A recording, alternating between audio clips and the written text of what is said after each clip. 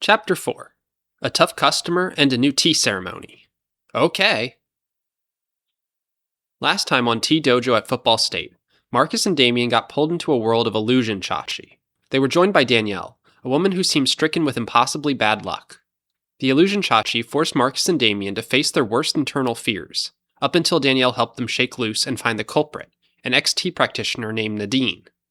Damien struggled to fight her until Rick showed up, piercing through the veil of her reality. In minutes, he seemingly copied her ability and thrust them all into his own illusion world, where he trapped her and brought the three new brews back to reality. Ah! A young man with straight dark hair and angular facial structure sighed as he took a big swig of his tea bowl. He stood at the sink, aggressively washing the teawares. It was an intense process. Dish soap, often thought to be too harsh on the ceramic wares and to imbue too much unwanted flavor for the next brew, was not permitted to be used. He instead washed each ware by hand, with water that was close to boiling. He easily managed this task, as the swig of tea caused the energy around his hands to shape into these ethereal gloves and grow more powerful. This was Andrew. He was the manager of the Tea Dojo's public hours. He smiled as he finished washing the wares and then began setting up ornate decorations and runners along each of the dojo tables. Abby sat drinking a tea bowl next to Jack. She was reading a book while he had a couple of snacks. Andrew almost seemed to ignore them as he went about setting up the area. The door slightly creaked open, and Marcus and Damien entered. Yo, Marcus said. I'm here for Chanoyu. Damien followed behind. And I'm here to help out with the public hours. Jack frowned. He turned to Andrew. Hey, what's this about? New brews aren't allowed to work public hours. They need to pass the test. Rick would never allow that. Andrew just smiled and slightly adjusted a bit of artwork on the wall so it was less askew. He stepped back to study it carefully to see if it was perfectly right now. Well, we're understaffed today because Rick last minute decided he wasn't going to be here. If the executive director isn't going to follow the rules and attend his shift, then I don't see why I can't bend them for myself. Abby breathed out her nostrils. That's a bold move, Andrew. We'll see how that works out.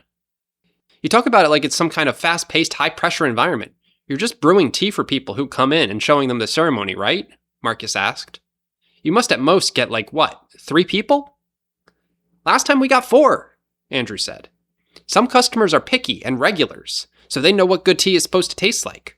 I'm sure Damien is up to the task, though. Damien sat down next to Jack. Jack leaned in closely and whispered into his ear. You should be careful. If all goes well, Abby, Andrew, and I can handle the customers. Just try to stay out of the way if possible. Andrew gets a little stressed during public hours. Damien chuckled. Really? That guy? I don't think he has a care in the world. He watched as Andrew hummed to himself and almost skipped around the dojo, making a few last-minute adjustments and sweeping up a little bit. He turned around and smiled. Then he went back to his tea bowl and finished it off. Jack shook his head and leaned back in. I'm telling you, he's a different person once the sign goes out, he said. Then he turned to Marcus. Chanoyu is in the back, by the way. Marcus nodded and stood in the doorway before looking back. Damien pulled out his notebook in a hurry and flipped through the pages with furious intensity. He pouted after clearly not finding what he was looking for. What is Chanoyu again? He asked Abby. Japanese tea ceremony, she said. It's a very different kind of tea ceremony than Gongfu Cha. There's a lot more choreography, steps, and the tea is almost more of a step in a long series of different actions, rather than Gongfu Cha where it's always center stage. Jack added, There are 2 schools, Urasenke and Omoto-senke. Today's lesson is Urasenke. We have a very special instructor here today who has been teaching Urasenke for a very long time. His name is Dr. Barnyard. Marcus slammed his fist and pointed at Damien. Stop it. You stop it. Knock that off. What? What are you talking about? I didn't name him. I don't have anything to do with this. This isn't the culmination of a stupid inside joke 10 years in the making. You're gonna make me cry. Marcus shook his head and just went into the back room to start the lesson. Damien looked back around the dojo. Andrew was suddenly nowhere to be seen. He saw from the window that he had gone outside to put the open sign out in front of the building for the public hours. Damien watched as he hurriedly ran back inside. His footsteps pounded the stairs as he suddenly lunged into the building and started yelling. Come on, move it, people! This is the Tea Dojo at Football State. Abby, put that bowl and book away and get your station set up. Jack, I don't want to see any crumbs on that freshly cleaned table. Damien, stop looking so dumbfounded. We are a serious operation here. You think the corporate coffee chain across the street lets their baristas look like that? Maybe? Damien asked. Andrew looked as if he was about to explode in rage. The other two quickly grabbed some wares and got set up. Andrew's attention was turned to the door to see two happy customers walk in. One of them was a student, and the other was a faculty member at the university. Jack and Abby both recognized and waved politely at them, as they were regulars. Andrew raised his hand, still wrapped in the powerful tea aura, and brought it to his mouth as if to whisper something to no one. Suddenly, Damien heard his voice in his head. "Ah, dang it! Our two semi-regulars are already here. That means we're guaranteed at least one more person to come in. Damien, you get yourself ready. If we have one more person who's not a regular walk in, you're going to get activated." "Get activated?" Andrew growled lowly. "Abigail, so help me, get a handle on your apprentice." "Apprentice?" Damien asked, this time internally, to not incite violence in the dojo. Andrew then turned to the customers. "Hello, it's so great to see you. Abby and Jack will be taking care of you today. Thank you so much for patronizing the tea dojo at Football State." Meanwhile, Marcus walked into the room where Chanoyu was held. It was a mostly dark room, the blinds keeping more of the outside light from the basement. It was adorned with Japanese artwork, pottery, and calligraphy. A large bamboo mat was laid out across the floor. Marcus knew this was called a tatami. He noticed everyone else who was attending was already there. Catherine and Natalie, from his own lineage, sat in a kneeling position next to each other. Gary from Damien's lineage also sat ready for the lesson. Marcus scowled as he realized the only spot open was next to Danielle. She clocked this and briefly stuck her tongue out at him to show that the disappointment was mutual. She also had a bandage on her ear from a crow that recently attacked her. Shortly after, Dr. Barnyard, and yes, he will be called that throughout the duration of this, checked the time and looked ready to begin. He was an elderly gentleman with glasses and a friendly face. Not much of his hair remained, but his skin was relatively smooth and vibrant for his age. He wore a kimono, and despite himself not being Japanese, there was a distinct appreciation for the culture and art that seemed to radiate off of him. "All right then. Welcome to Urasenke beginner lessons. I see we have a couple new faces today," the doctor said. "We'll be going through the most basic steps, but first, let's get everyone into Seiza position. This is a seated kneeling position where your knees are on the ground and your behind rests on your legs." Marcus looked at how everyone else was doing it and took the position himself. It was an awkward and uncomfortable way to sit.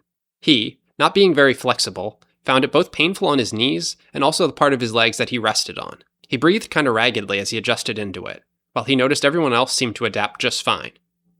He noticed Danielle staring with a bit of sympathy, but he was quick to turn his head away indignantly. The sympathy quickly faded afterwards.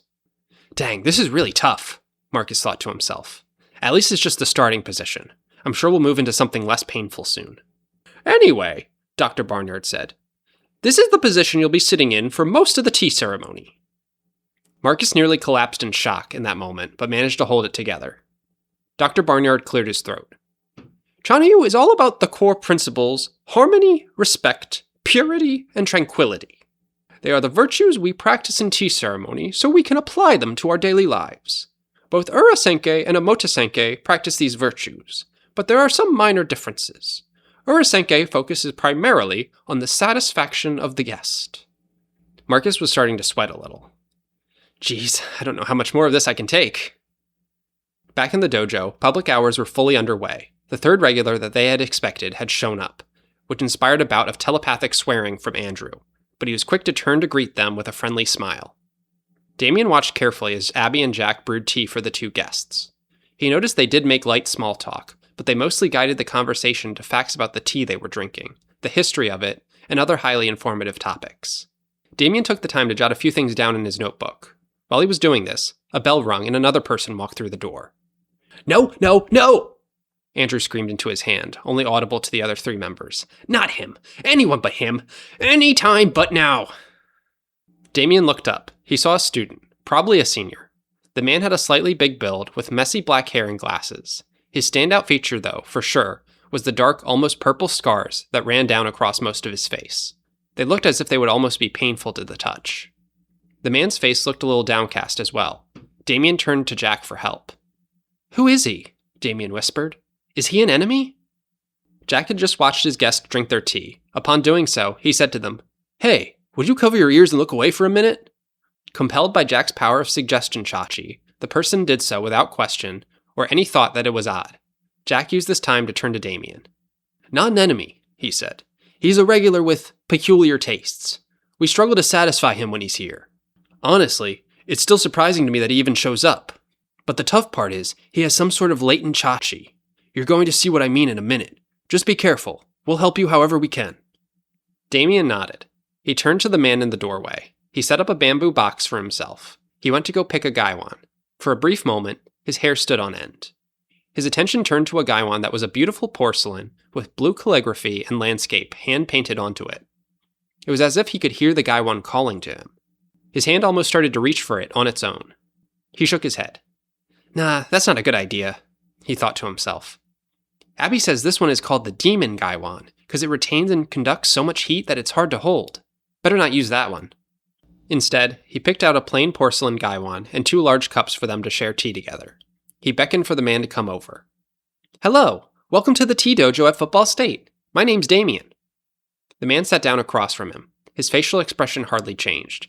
He stared Damien right in the face and solemnly spoke. "You're new here. I don't recall seeing you before." Damien nodded. "Yep, that's right. I'm studying to take the exam here. What kind of tea would you like to have today?" "I like Shopuer. I'd like to have it pretty strong as well." Damien nodded. He went over to grab a brick of the fermented tea. He picked a few chunks off it until he was able to measure out a little more than 5 grams. He knew from watching that first conflict with Ahmed that dosing tea higher makes it stronger and keeps the flavors lasting longer, which was good in a tea with complex and subtle flavors like pu'er. He noticed Abby being partially distracted from her brew, watching him to make sure he remembered this lesson. She smiled and nodded before going back to her tea. Damien preheated his wares with the boiling water of the kettle. He put the tea into the gaiwan and put the lid on it and gave it a quick steam bath. After a moment, he cracked open the lid and smelled it. It was an earthy smell, like how a field might smell after the rain. He offered it to his guest, the scarred man. The man took a deep whiff of the aroma. His mouth stayed fixed where it was, but for a moment, his eyes softened, as if he truly enjoyed what he smelled before giving it back. Damien channeled all of his chachi as he poured the hot water over the leaves in a circular motion. He put the lid back on, still cracking it slightly so he could smell the tea. He was dead focused on it, when he heard a voice in his head. "Hey, this isn't lineage practice," Andrew said. "We are a customer-facing organization. You need to talk to and engage with the customer. Talk to them about what you're doing." Damien sighed. It was going to be tough to do 2 things at once like this. "So, Shopuer, much like green tea, it goes through a withering process before getting cooked in a wok to stop oxidation. Then, like Shengpuer, it goes through a fermentation process. The difference is that Sho goes through what we call wodue, which is a wet pile fermentation process." The man nodded politely. Damien reached down again to whiff the tea. It smelled strong. He thought for sure this was the aroma peak, the moment that he was waiting for to know that the tea was done. He poured it out into his gongdaobai, his distribution pitcher, but when he saw it, he bit his lip. Shopuer, which is normally a deep dark brown color, appeared closer to tan. This was severely underdone, even with the higher dose. There was nothing to do now, though, but hope that Andrew did not launch into a telepathic tirade for this mistake. He handed it over to the man who sipped it. His neutral downcast expression moved almost to a slight frown, a dramatic motion for the stoic face. "I asked for it to be strong," he said. Damien's hair suddenly stood up on end. He noticed a surge of chachi emanate on the man's face, almost seeming to make the scars glow. Damien grasped at his face, feeling a sharp burning pain, matching exactly where on the man's face it glowed. He remembered what Jack had warned him about earlier. This man possessed a wild, latent chachi.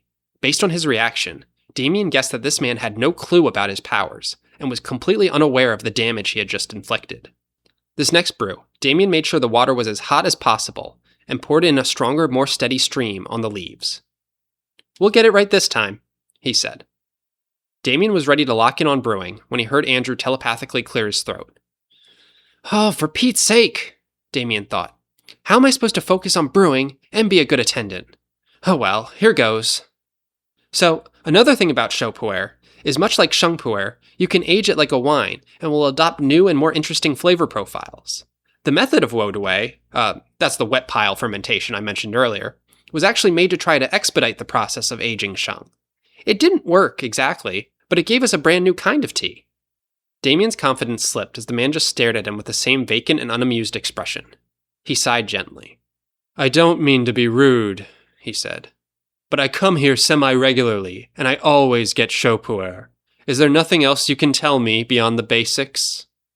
Damien felt the pain across his face surge and expand. It's not just brewing, Damien thought. The whole Gung Fu experience draws Chachi, and right now I'm being a pretty tactless host, and getting punished for it. What can I do, though? As if on cue, his hair stood up and alerted him to a surge of Chachi taking place at a table just across from him. He saw Abby as she served her tea to the customer and took a sip. Her astral hands then appeared above her head, and they started miming symbols. The first sequence appeared to be 4 numbers. 7, 6, 3, 8? No, there's a pause between the two, he thought. He took a whiff of his tea. Still a little more time. Well, have you heard about 7638? The man's eyebrow raised. No, what is that? Great question, Damien thought. Abby, I hope you're good at charades. Damien watched in dismay as she proceeded to act out what could only be described as a shark attack on a bunny rabbit. Though, he had a strong feeling that neither of those two things had a strong relationship to pu'er. He stammered until suddenly the guest at Jack's table stood up and started speaking loudly. You want me to talk loudly about the first commercial I ever saw that made me want to run? That's an odd question, but I feel compelled to answer it. Good question. That commercial run question. Fortunately, the man seemed to be dialed in on Damien, so as to not notice the very apparent hint that was just dropped via Chachi next door. Damien checked the tea. It was so close. He just needed to vamp a little bit longer. Well, it was the very first commercial run of Shopu'er, in Yunnan, where Shopu'er is produced. That's the recipe of cakes that really made it to market. It gets its name from the year of the production, as well as the factory that made it. Damien got a little help once Abby's astral hands just started writing on pieces of paper and suspending them in air in front of him. Now it was all up to making the tea taste good. Damien smelled it. He was sure this time it was ready. He poured it out and served it to his tough customer. Damien panicked a little as he seemed to not even grab for it. Was that it? He asked. That's an interesting fun fact, but I thought you might be going somewhere with it. Damien felt the creep of the scar on his face again. Both Abby and Jack looked dumbfounded as to what to do next and could give no help. Damien felt helpless until he heard a voice in his head. He simply repeated the words said to him. Well, what if I told you that there were only 3 of those cakes left in the world? The man's face looked intrigued. Go on. And what if I told you that the owner of one of them is coming to Football State? Andrew continued telepathically feeding him lines. His true name is a mystery to all except those close to him. He goes by a pseudonym inspired by the great wine critic, Robert Parker. He calls himself T. Robert. Damien gleamed with pride as the man's face continued to perk up. He thought he had him as he brought the tea to his mouth and tasted it. Damien tasted it too. It was the perfect blend of robust, rich flavors, like a dark roast coffee, combined with Pu'er's signature sharp tannic grapefruity aftertaste. He felt himself surge with Chachi. He was on top of the world. Until... still not strong enough. Damien braced himself. The invisible scar on Damien's face did not expand. Rather, it seemed to almost heal. But his customer still seemed deeply disappointed in him. He could not understand this for the life of him. I don't get it, he thought. I brewed the tea perfectly. It's a technical masterpiece. I don't think I've ever brewed anything this well before. Andrew joined the chorus of his thoughts. Don't take it to heart, kid. That's the response we all get too. Based on your Chachi, that looked like it was probably an amazing cup. It's as good as it's gonna get. Damien struggled to comprehend what was going on. At the same time, Marcus was struggling to comprehend how to work through the specific steps of Chanoyu while struggling to maintain his stance on his knees. He was hardly able to focus on what he was supposed to do, in what order, and even simple things like turning the bowl were not going well. He went to fold the ornate napkin, the fukusa, with one hand, and Dr. Barnyard had to stifle a bit of a chuckle. Sorry, he said, but you can and should use both hands in urasenke. Folding the fukusa with one hand is more of an omotesenke thing. If you keep down that path, you're not even going to whisk the matcha to make it frothy enough like they do. Ha ha ha! He started laughing a bit at his own joke, and everyone else seemed to join in a little bit. Marcus felt frustrated and humiliated, but it was still nothing compared to the pain in his legs. He turned to see Danielle was the only person not laughing. She could see his pain, and held out her fingers as she mouthed the words, "Take 5." Marcus swallowed his pride for a moment and nodded his head. She raised her hands.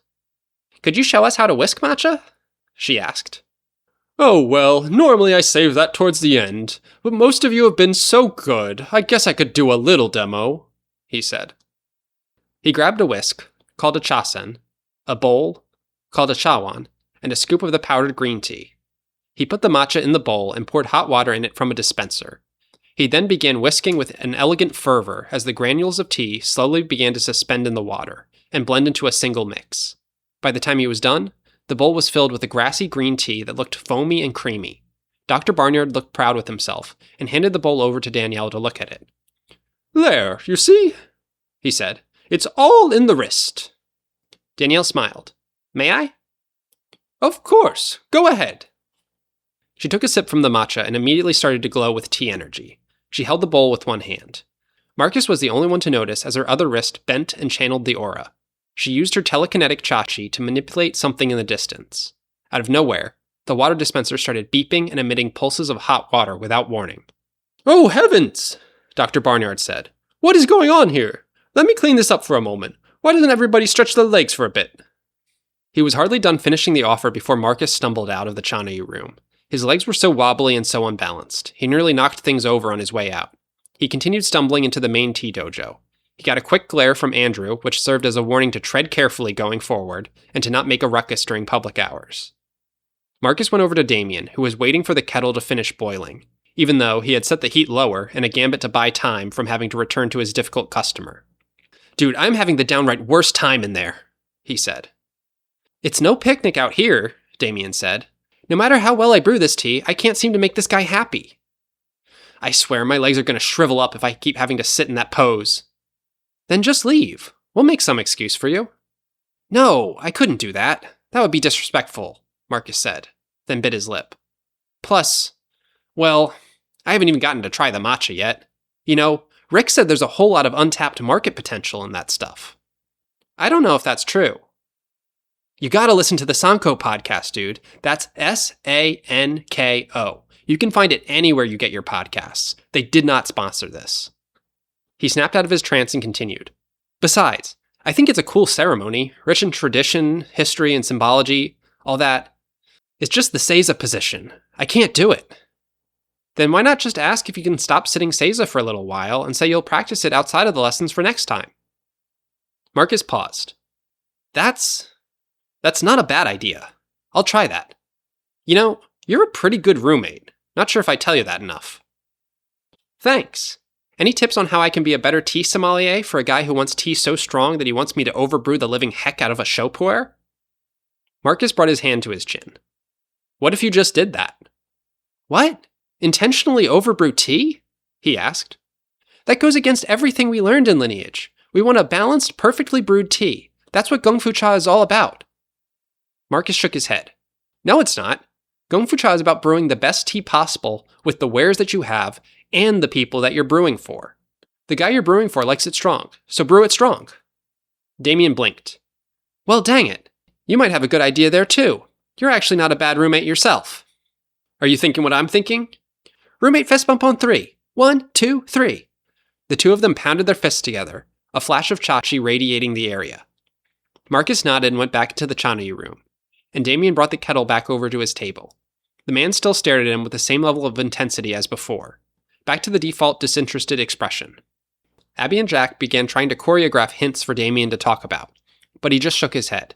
Instead, he poured heavily and recklessly on the tea, channeling his tea energy into one big surge. He then looked up at the man. "You know, I'm not really a big fan of coffee, but I especially don't love iced coffee." The man tilted his head. "What's this got to do with show puer?" "I'll get there. Don't worry."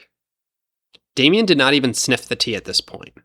On his third brew, he knew even the updosed tea leaves were fading fast. It would be a while before they were even close to ready, let alone to the preferences of his customer. Instead, he put his whole attention into the conversation. "You see, whenever I do need a pick-me-up on the road, I'll grab a dark roast gas station coffee. I make sure, though, at least some part of it gets to room temperature before I'm done with it, though. I call it hot coffee cold." The man studied Damien with his eyes, seeming engaged in this conversation. "It's not like an iced coffee, where it's super watered, but it's also not like a hot coffee, where the nutty and roasty notes are still up front. When it cools off, the coffee's mostly bitter, but now cut more by the acidity than anything else. All that to say, it kind of is what I get when I taste a show puer, and I think that's what I like about it. What makes you like show puer so much?" The man seemed to process Damien's question, and the corner of his mouth crept up a little. It was not a smile, but it was one that was fighting beneath the surface. Coffee's a little too much caffeine for me, and it always hits me all at once. I do like something strong and bitter, though, and getting a good punch in the teeth from something that I like, I think also helps wake me up. I guess that's why I like my show so strong. Now I got him, Damien thought to himself. He flipped through his notebook to a page he had dog-eared. Heh, did you know? He almost threw himself off because by dog-eared, there was literally a cartoon dog there who had a speech bubble with that message on it. Undeterred by this oddly familiar dog, he continued on with what he intended to read. Shopuer is actually not as low in caffeine compared to coffee as you think. However, the caffeine in all teas is bonded to polyphenols, which causes the body to absorb it more slowly. With that declaration, he poured the Gaiwan out and into the pitcher. It was a dark brown, like a gas station coffee. Damien smirked and surged with chachi that almost seemed to flicker rather than emanate evenly. He slid a cup over to the man who looked stunned to have actually learned something new and interesting from this. He picked up the tea without hesitation and drank it. His eyes widened. Damien tasted the tea too. It was bitter, and it was strong. It did vaguely remind him of a lukewarm cup of coffee. It was something no sane person should possibly enjoy, and yet, Damien thought he liked it. Moreover, by the look of his customer's face, he liked it a lot too. Damien watched in awe as the man slowly smiled, a true, earnest smile. The scars on the man's face glowed slightly, and for a moment, Damien thought they might be healing. When the glowing faded, they were still there. However, the man now smiled pleasantly. It was in this moment that Damien realized the scars really did nothing to impede the charm that radiated from the man's smile. When he looked happy, that was all he was. Happy. And that made Damien happy too. Damien was more than delighted than he could ever put into words that a tea he made could ever make someone feel this way. "Thank you," he said. "That was exactly what I was looking for." "I'm glad to hear it," Damien said. "I think I found what I was looking for out of this too." The man nodded. He and the other customers finished up with their tea sessions and made their way out. Abby and Jack both breathed sighs of relief. Andrew's stress levels seemed to drop back down to zero in the carefree state he was before. He smiled and traipsed about the dojo, collecting everyone's wares and starting to clean them. "Well, wasn't that one of the most productive public hours we've had in a while? All customers left happy. Not much more you can ask for." "And look at that. My new brew made one of our toughest customers crack a big ol' smile," Abby said. "Good on you, pal." "Yeah, good job, Damien," Jack said. "We should go take the sign back in." The two of them went up to bring the sign back in. As they did, the others from the Chanoyu room came back out and into the main dojo. "How'd it go in there?" Damien asked. "Pretty good," Marcus said. "The good old doctor let me sit crisscross applesauce at the end there, and learn without breaking my legs. It turns out the number one reason he loses people is they're too afraid to speak up that they're uncomfortable with Seiza on their first time. I owe you and Danielle big time for that." "Oh, Danielle helped you too?" Marcus's eyes widened. "No, of course not. Danielle, she just attacked the instructor with her chachi for no reason. It was kind of crazy of her to do that." In cosmic timing, Danielle walked through the door just in time to roll her eyes and leave as she heard him say this. "See you later, Damien," she said while leaving. "Marcus, I'd say it was a pleasure, but I'd be lying." Marcus grabbed one of his eyelids and pulled it down in a mocking gesture as she left. She crossed paths with Rick on the way in, who seemed to be looking quite perplexed. "I swear I just saw our tough customer leaving here with a big smile on his face," he said. "Anyone know what that was about?" Damien smiled widely. "Yeah, I brewed for him. I made the tea exactly as he wanted it." Rick looked surprised. Andrew, slowly and not very discreetly, pretended he had left something in the Chanoyu room to prevent a potential scolding from the executive director. After he was gone, Rick just chuckled to himself. "Ah, is that what happened then?" he said. "Well, I'm sorry to hear that, Damien. If you liked whatever you whipped up, you must have been having a really off day. I'm sure you'll get better at brewing as time goes on." Marcus's eyes narrowed as Rick began setting up the room for a lecture. He looked like he wanted to say something. Damien, who looked hurt for a moment, grabbed his arm to stop him. Marcus silently asked with his eyes if he was sure, and Damien nodded. There was no need. Despite the cutting words, Damien rested in the comfort of that smile. Even if Rick was right, and the tea he brewed was objectively awful, if even just one person enjoyed it with him, that was enough for Damien. Thank you so much for listening to this chapter of Tea Dojo at Football State. If you enjoyed, please rate the podcast, give it a like on YouTube, or share with someone else you think might also enjoy. You can stay up to date with Dojo at Football State by following us on social media. There'll be D Squared stories on just about any of the major platforms. If you prefer reading to listening stories, also follow us on Substack, also D Squared Stories. Thanks again for listening, and I hope to have you listen again next week.